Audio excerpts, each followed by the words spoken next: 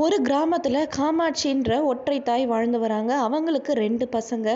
கணவர் உடல்நலக் குறைவால் இறந்து போயிடுறாரு.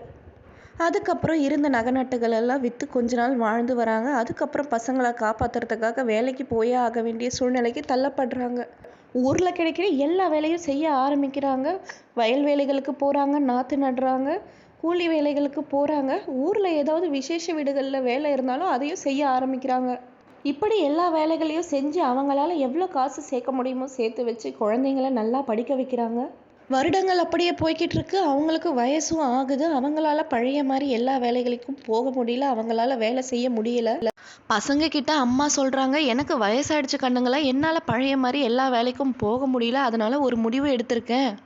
என்கிட்ட கொஞ்சம் காசு இருக்குடா, அதை வச்சு வீட்டு முன்னாடி இட்லி கடை மாதிரி போட்டு வியாபாரம் பண்ணலான்னு யோசிச்சிருக்கேன் அப்படின்னு சொல்றாங்க. பசங்க சொல்கிறாங்க, என்னால் தானம்மா நீ இவ்வளோ கஷ்டப்படுற, கண்டிப்பாக நாங்கள் பெரிய ஆளாக ஆகி நாங்கள் உங்களை நல்லா பார்த்துப்போம்மான்னு அம்மா கிட்ட சொல்கிறாங்க. பசங்க கண் கலங்கிறத பார்த்து அம்மா சொல்கிறாங்க, அம்மா இருக்கேன்டா, நீங்கள் எதுக்கும் வருத்தப்படாதீங்க, நான் இருக்கும்போது நீங்கள் கண் கலங்கக்கூடாதுன்னு சொல்கிறாங்க. சொன்ன மாதிரியே இருந்த பணத்தை வச்சு இட்லி கடை ஒன்றா போடுறாங்க. ஊர் மக்களுக்கெல்லாம் இந்த விஷயம் தெரிய வருது. ஊர் மக்கள் கொஞ்சம் பேர் நம்ம காமாட்சி கடையில் சாப்பிட்லான்னு சாப்பிட ஆரம்பிக்கிறாங்க. காமாட்சி சுத்தபத்தமாக செய்து வியாபாரம் பண்ணுறதுனால அவங்க கிட்ட நிறைய பேர் சாப்பிட ஆரம்பிக்கிறாங்க. வியாபாரமும் நல்லா நடக்குது அவங்க எதிர்பார்த்ததை விடவே. காமாட்சிக்கும் இந்த வேலை ரொம்பவே பிடிச்சி போகுது. வெளியிலெல்லாம் போய் கூலி வேலை செய்ய வேண்டியதில்லை, நம்ம வீட்லேயே எல்லாத்தையும் செஞ்சுக்கிறோன்ற மன திருப்தியோடு அவள் செய்கிறா. இப்படி வாழ்க்கை ஓடிக்கிட்டே இருக்கு. கூடையில் காய்கறிகள் எல்லாம் வச்சு தெரு தெருவாக போய் விற்கிற ஒரு பொண்ணு வரா.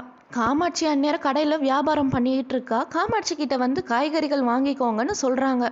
காமாட்சியும் விலை எவ்வளோன்னு கேட்குறாங்க. ஒரு கூறு 15 ரூபான்னு சொல்கிறாங்க.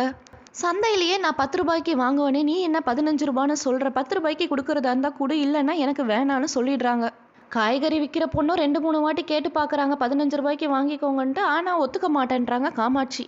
அந்த பொண்ணும் நமக்கு கட்டுப்படி ஆகாது, போயிடலான்னு போகிறா. ஆனால் அவளால் போக முடியல. காமாட்சி கடையில் இருந்த இட்லிகளை பார்த்து அப்படியே நிற்கிறா. இதை காமாட்சி பார்க்குறாங்க. அந்த பொண்ணுக்கிட்ட நீ ஏதாவது சாப்பிட்டியான்னு கேட்குறாங்க. இல்லைம்மா, நான் வீட்டுக்கு போய் தான் கஞ்சி குடிக்கணும், எனக்கு பசிக்குது அப்படின்னு சொல்கிறாங்க. காமாட்சி யோசிக்கவே இல்லை. உடனே ஒரு தட்டில் 4 இட்லியை வச்சு அவகிட்ட கொடுத்துட்றா சாப்பிட சொல்லி.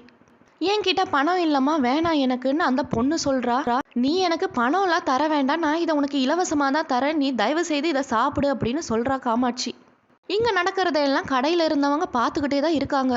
சாப்பிட்டு முடிச்சுட்டு நன்றி சொல்லிட்டு அந்த பொண்ணு அங்கேருந்து போயிடுறா. அதுக்கப்புறம் காமாட்சி கிட்ட அங்கே இருந்தவங்க கேட்குறாங்க, ஒரு 5 ரூபாய்க்கு பேரம் பேசினிய காமாட்சி, இப்போ எப்படி அந்த பொண்ணுக்கு இட்லிகளை சாப்பிட இலவசமாகவே கொடுத்துட்ட அப்படின்னு ஊர்க்காரங்க கேட்குறாங்க.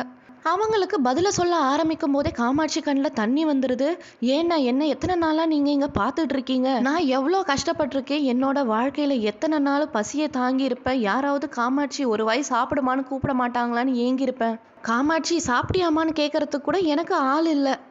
அந்த பொண்ணு பசியோட அந்த இட்லிகளை பார்த்தப்ப எனக்கு ஏன் ஞாபகம் தான் வந்துச்சு. எப்படி நான் பசியோட சாப்பாட்டுக்காக ஏங்கினனோ அதே மாதிரி ஏக்கம் அந்த பொண்ணோட கண்ணில் தெரிஞ்சது. அதுதான் நான் அந்த பொண்ணுக்கு உதவி செஞ்சேன். கடவுள் என்ன தான தர்மம் பண்ணுற அளவுக்கு வைக்கலன்னாலும் பசியோட அந்த பொண்ணு இட்லியை பார்த்தப்ப அவளுக்கு கொடுத்து உதவி செய்கிற அளவுக்கு வச்சிருக்காருன்னு நினச்சி நான் சந்தோஷப்படுறேன்னு அப்படின்னு காமாட்சி சொல்கிறா. கதை பிடிச்சிருந்தா சேனலை சப்ஸ்கிரைப் பண்ணுங்கள் ஃப்ரெண்ட்ஸ்.